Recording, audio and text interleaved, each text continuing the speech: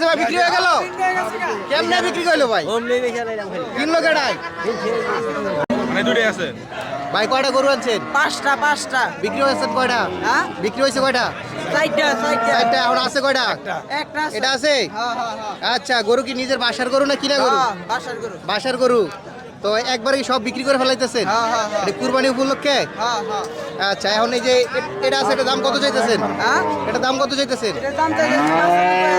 90,000 হ্যাঁ আচ্ছা দাম দর হইছে অবশ্যই কত কত কইছে 80 82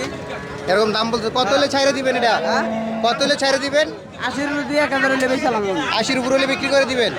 যাক মাশাআল্লাহ জামালপুর গরুর হাটে কিন্তু এই ভাই 5টা গরু নিয়ে আসছে সব গরু বিক্রি করা শেষ মাত্র একটা গরু আছে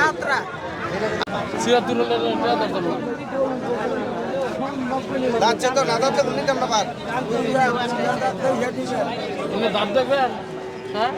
দামে হইছে